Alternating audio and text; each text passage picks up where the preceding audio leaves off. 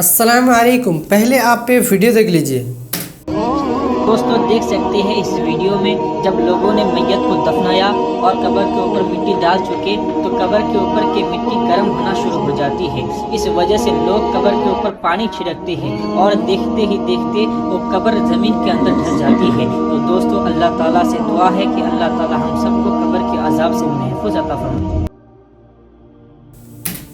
बिस्मिल्लाहिर्रहमानिर्रहीम। मेरे भाइयों, आपने वीडियो देखी। एक वीडियो में दावा ये किया जा रहा है कि जब कब्र में मुर्दे को दफन कर दिए तो कब्र गर्म होना शुरू हो गई, तो फिर लोगों ने पानियाँ डालना शुरू की। फिर जब पानी डाले तो वो जो कब्र जो है वो धंस गया। तो मेरे भाइयों, इस वीडियो पे ये दावा किया जा रहा है कि अजाब कब्र जो है वो दिखाई देती। तो मेरे भाइयों, क्या वाकई में लोग अजाब कब्र को देख सकते हैं? उसका तफसीली जवाब देंगे इंजीनियर मोहम्मद मिर्ज़ा साहब। आप वीडियो कंप्लीट एंड तक जरूर देखिए ताकि आपको पूरी बात समझ में आए। बिना किसी ताख़ीर के अल्लाह का नाम लेके शुरू करते हैं। जिस तरह नींद की हालत में जो शख्स पर कैफियत तारी होती है ख्वाब की, वो बाहर शख्स खड़ा हुआ ऑब्जर्व नहीं कर सकता, इस तरह अजाब कब्र भी कोई ऑब्जर्व नहीं कर सकता। और ये अल्लाह ताला ने एक राज रखा हुआ है। और इस हवाले से ये जो अक्सर औकात इंटरनेट पे भी वो जाली किस्म की वीडियोस अजाब कब्र की चढ़ाई होती हैं, इस तरह की चीज़ें नहीं होती हैं भाइयों। वो लोगों ने फैब्रिकेटेड बना के चढ़ाई हुई है। अगर यही कुछ करना होता ना तो सहाबा को क्यों नहीं दिखा दिया अजाब कब्र? सही मुस्लिम की मैंने हदीस बताई, आप फरमाते हैं मैंने ये इरादा किया मैं दुआ करूं कि तुम्हें अजाब कब्र दिखा दिया जाए, लेकिन फिर मैंने कहा कि तुम अपने मुर्दों को दफनाना छोड़ दोगे। बुखारी और मुस्लिम की मुत्तफक अलैह हदीस है, बड़ी मशहूर, हमने सुनी होगी कि आप सल्लल्लाहु अलैहि वसल्लम एक जगह से गुजर रहे थे, आप रुक गए। आप सहाबा ने पूछा या रसूल अल्लाह क्यों रुके? फरमाया इन 2 कब्र वालों को अजाब हो रहा है। सहाबा को नहीं नजर आया। ये बाद में कहते हैं हमारे बाबों को बुजुर्गों को कशफुल कुबूर होता है। इसका मतलब है आपके बाबों का मर्तबा सहाबा से भी ज्यादा है। वलियाज़ु बिल्लाह। गैर की खबर सिर्फ नबी के पास आती है। मसला नंबर 6A मेरा सुन लें, नबी के अलावा किसी के पास गैबी खबर नहीं आ सकती। नबी के बताए से हो सकती है, और वो भी ज़ाहिर है आपकी मुबारक जिंदगी में, बाद में तो कोई कम्युनिकेशन नहीं। अब अल्लाह ताला की तरफ से वो मशहूर आयत है जिसमें अजाब की वो किस्त जो मरने से पहले इंसान के ऊपर आती है, फासिकीन के ऊपर, मुनाफिकीन के ऊपर, काफिरों के ऊपर, उसका जिक्र आ रहा है। वलौ तरा, और काश तुम वो देख लो मंजर, इद यतवफ़्फ़ल लज़ीना कफ़रुल मलाइकतु यज़रिबून, कि जब काफिरों की मौत का वक्त आता है तो फरिश्ते मारते हैं उन्हें। यज़रिबूना वुजूहहुम व अदबारहुम, उनके चेहरों पर और उनकी पीठ के ऊपर हथौड़े मारते हैं जब उनकी मौत का वक्त करीब आता है। और कहते हैं वज़ूक़ू अज़ाबल हरीक़, चखो आग के अजाब को बदले के तौर पर, यानी जो कुछ तुमने दुनिया में कमाया उसके सबब। ज़ालिका बिमा क़द्दमत ऐदीकुम, ये इसलिए है कि जो कुछ तुमने आगे भेजा था अपने हाथों से, यानी बुरे अमाल।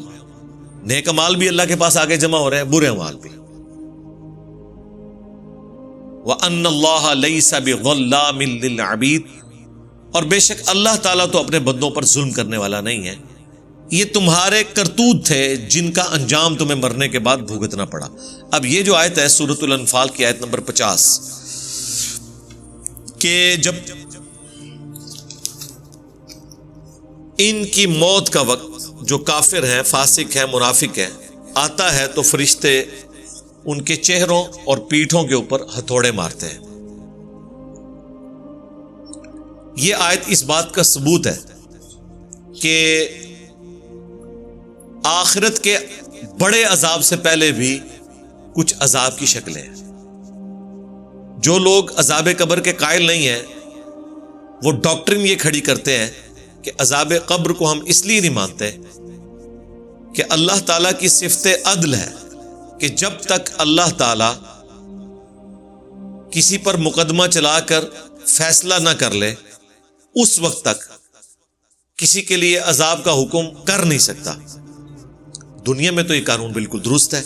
उसकी वजह यह है कि दुनिया में जो जज है उससे गलती होने के चांसेस हैं, लेकिन अल्लाह से तो कोई गलती नहीं हो सकती। दुनिया में जज को फैसला करने के लिए शवाहिद की जरूरत है। अल्लाह ताला को किसी दलील की जरूरत नहीं है, उसके सामने हर चीज है। لہذا اللہ کے اوپر یہ رول نہیں لگتا کہ وہ پابند ہے کہ آخرت کے عذاب سے پہلے عذاب دے ہی نہ سکے. یہ بالکل غلط بات ہے, ان لاجیکل ہے.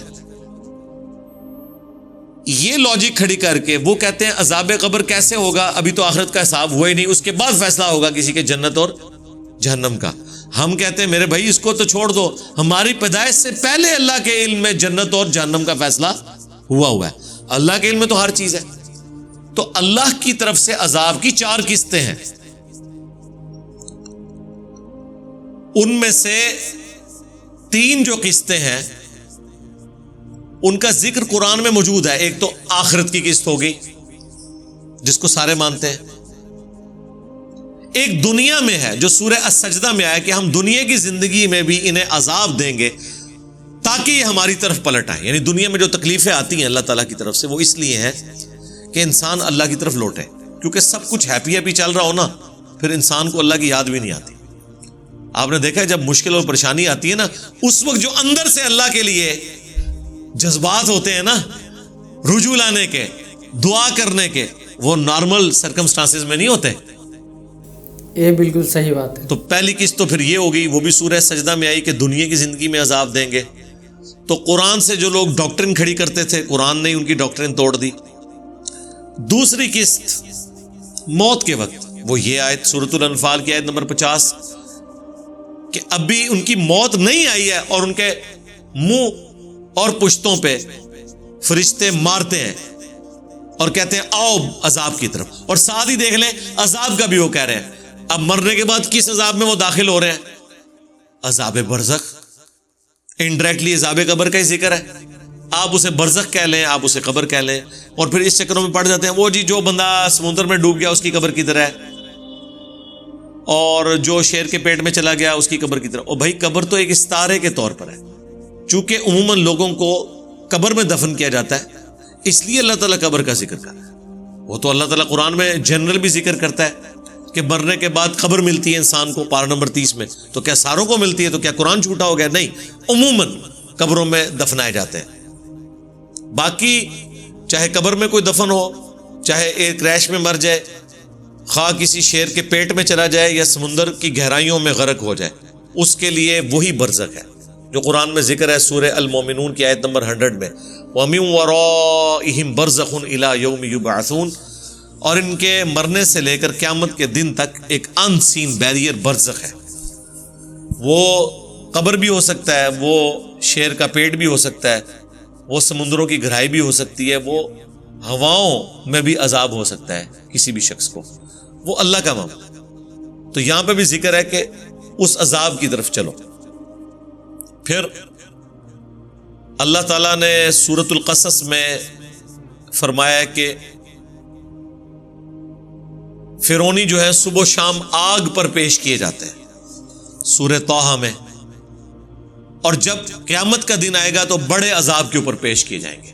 اور اس آیت کو امام بخاری نے عذاب قبر والی احادیث کی ہیڈنگ میں لکھا ہے, اس بات کے ثبوت میں کہ قرآن میں بھی عذاب قبر کا ذکر ہے کہ فرعونی صبح و شام آگ پر پیش کیے جا رہے ہیں. تو ابھی تو قیامت قائم نہیں ہوئی ہے, تو فرعونی کس عذاب میں پیش ہو رہے ہیں؟ فیصلہ تو ان کا ہوا ہی نہیں ہے. سر فیصلہ ہو چکا. اللہ تعالیٰ جس وقت چاہے وہ فیصلہ فرما سکتا ہے. اللہ کو تو پتہ ہے اس کے ساتھ کیا الٹیمیٹلی انجام ہونا ہے, یہ جنت میں جائے گا یا جہنم میں جائے گا. کدأب آل فرعون, جیسا کہ فرعونیوں کے ساتھ. اب دیکھیں بائی چانس ہی ذکر بھی آ گیا وہ آل فرعون کا. اللہ تعالیٰ فرما رہا ہے کہ فرعونیوں کے ساتھ بھی یہی کچھ ہوا تھا, انہوں نے بھی وقت کے پیغمبر کا انکار کیا, ان کے اوپر بھی عذاب آیا تھا. والذین من قبلہم, اور جو ان سے پہلے گزرے, کفروا بآیات اللہ, انہوں نے بھی اللہ کی آیات کے ساتھ کفر کیا. فأخذہم اللہ بذنوبہم, تو پکڑ لیا انہیں اللہ تعالیٰ نے ان کے گناہوں کے سبب. ان اللہ قوی شدید العقاب, بے شک اللہ تعالیٰ قوت والا اور سخت عذاب دینے والا ہے. اللہم انا نعوذ بک من عذاب جہنم ومن عذاب القبر ومن فتنة المحیا والممات ومن شر فتنة المسیح الدجال. آمین.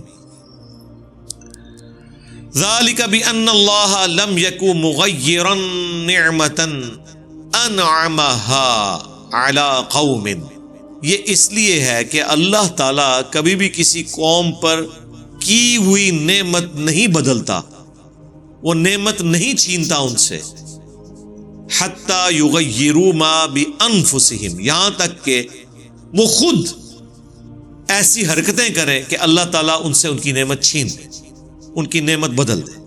وَأَنَّ اللَّهَ سَمِيعٌ عَلِيمٌ، اور بے شک اللہ تعالیٰ سننے والا، علم والا ہے۔ یعنی اللہ تعالیٰ کسی قوم کی حالت اس وقت تک نہیں بدلتا جب تک کہ وہ اپنی حالت خود نہ بدل لے۔ ویسے تو ان معنوں میں ہے کہ جب تک کوئی اللہ کی نافرمانی نہ کرے اللہ تعالیٰ اسے نعمتوں سے محروم نہیں کرتا، لیکن اس کا وائس ورثہ بھی درست ہے کہ جب تک کوئی شخص اپنے کرتوت ٹھیک نہ کر لے اللہ تعالیٰ بھی اس کے اوپر انعام و اکرام نہیں فرماتا۔ یہ دونوں معنی بیک وقت درست ہیں۔ لیکن یہاں پہ اس کانٹیکسٹ میں بات چل رہی ہے کہ فرعونیوں پر عذاب آیا یا کفار مکہ پہ عذاب آیا غزوہ بدر کی شکل میں، تو بسبب اس کے کہ 13 سالہ مکی دور میں انہیں ڈیل دی گئی، لیکن انہوں نے اپنی حالت نہیں بدلی، الٹا وہ ہٹ دھرمی پہ قائم رہے یہاں تک کہ اللہ تعالیٰ کا عذاب ان کے اوپر واجب ہو گیا۔ تو اللہ تعالیٰ نے اپنے بندوں پر ظلم نہیں کیا۔ کدأب آل فرعون، بالکل یہی طرز عمل فرعونیوں کا بھی تھا، والذین من قبلہم، اور جو ان سے پہلے گزرے ان کا بھی یہی طرز عمل تھا، اور ان کے ساتھ بھی یہی طرز عمل ہوا اللہ کی طرف سے۔ کذبوا بآیات ربہم، کہ انہوں نے اپنے رب کی آیات کا انکار کیا، جھٹلایا اس کو۔ جھٹلانا ہے اناد اختیار کر لینا، مان کر بھی جھٹلایا جا سکتا ہے اور نہ مان کے بھی جھٹلایا جا سکتا ہے۔ مان کر جھٹلانے والے مسلمان ہیں، مان تو رہے ہیں لیکن زندگی اپنی مرضی کی گزار رہے ہیں، اور نہ مان کر جھٹلانے والے کفار ہیں۔ فَأَهْلَكْنَاهُمْ بِذُنُوبِهِمْ، تو ہم نے انہیں ہلاک کر دیا ان کے گناہوں کے سبب۔ وَأَغْرَقْنَا آلَ فِرْعَوْنَ، اور غرق کر دیا آل فرعون کو۔ وَكُلٌّ كَانُوا ظَالِمِينَ، وہ تمام کے تمام ظلم کرنے والے تھے۔ اللہم احسن عاقبتنا فی الامور کلہا واجرنا من خزی الدنیا وعذاب الآخرہ، آمین۔ کفار مکہ کے ساتھ بھی یہی ہوا ہے، صرف موڈ اس کا چینج ہو گیا۔ فرعونیوں کو اللہ نے اپنے محلات سے نکال کر سمندر میں غرق کیا، کفار مکہ کو بھی مکے سے نکال کر بدر میں غرق کیا۔ وہاں پانی میں غرق ہوئے، یہاں مسلمانوں کی تلواروں کے ذریعے وہ برباد ہوئے۔ یہ اسی عذاب کا ریپلیکا ہے، لیکن اس کا موڈ ذرا ڈیفرنٹ ہو گیا۔ عذاب اللہ کی طرف سے آیا۔ غزوہ بدر عذاب کا پہلا کوڑا تھا، اور اس کے پیچھے 15 سال کی نبی الاسلام کی تبلیغ تھی۔ اس کے بعد جب وہ باز نہیں آئے تو ان کے اوپر عذاب کا پہلا کوڑا آیا۔ تو میرے بھائی امید ہے کہ آپ کو یہ ویڈیو پسند آئی ہوگی اور بات سمجھ میں آئی ہوگی۔ اگر ویڈیو پسند آئی ہے تو لائک اور شیئر ضرور کیجیے، اور ہمیں سپورٹ کرنے کے سبسکرائب ضرور کیجیے۔ ملتے ہیں نیکسٹ ویڈیو میں انشاءاللہ۔ السلام علیکم ورحمۃ اللہ وبرکاتہ۔